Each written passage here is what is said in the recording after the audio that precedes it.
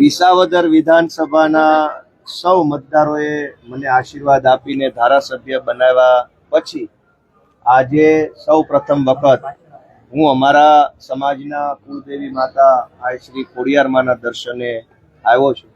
આજે મને આ પવિત્ર ખોડલધામ કાગવડ મંદિર ખાતે આવવાનું સૌભાગ્ય મળ્યું। આટલી વિશાળ સંખ્યામાં અમારા કાર્યકર્તાઓ પણ આ દર્શનના શુભ પ્રસંગમાં જોડાયા, એ બદલ હું મને ભાગ્યશાળી માનું છું।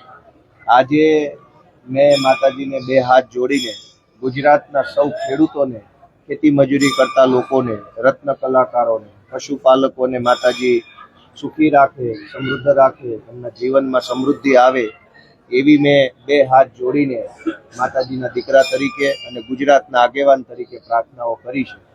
મને પૂરો વિશ્વાસ છે કે માતાજીની પાસેથી જ્યારે આપણે હૃદયપૂર્વક બે હાથ જોડીને કોઈ પ્રાર્થના કરીએ છીએ તે પ્રાર્થના ક્યારેય નિષ્ફળ નથી જતી। આજે માતાજીના આ શ્રી ખોડિયારમાંના દર્શન કરીને અમે ગુજરાત માટે અમે જે સંઘર્ષ કરીએ છીએ એ સંઘર્ષના રસ્તા પરથી અમે પાછા ન પડીએ, ક્યારેય અમે નિરાશ ન થઈએ, હતાશ ન થઈએ અને ગુજરાતના ખેડૂતો માટે અમારી લડાઈ ચાલુ રાખી શકીએ એવા આશીર્વાદ માગ્યા છે। આજના આ પ્રસંગે હું ગુજરાતના સૌ લોકોને મારી શુભેચ્છા પાઠવું છું અને અમારા સૌ સમર્થકોનો આભાર વ્યક્ત કરું છું। ગોપાલભાઈ, રાજેશ વેકરિયા જે સીએમ ઉપર હુમલો કરેલો, તમે ગૃહમંત્રી ઉપર એક છોડું ફેંકેલું હતું, તો તમારો ઉમેદવાર છે આગામી?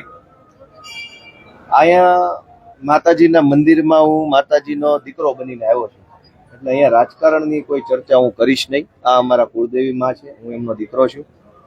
દીકરા તરીકે હું આશીર્વાદ લેવા, પ્રાર્થના કરવા, માતાજીનું માર્ગદર્શન લેવા આવ્યો છું। રાજકારણની વાત હું આ ગેટની બહાર જઈને તમને કહી શકીશ। માર્ગદર્શન આપી દીધું? માતાજી નિરંતર માર્ગદર્શન આપતા રહે છે। આ કોઈ એક જ વખતમાં પતી જાય એવી વાત નથી।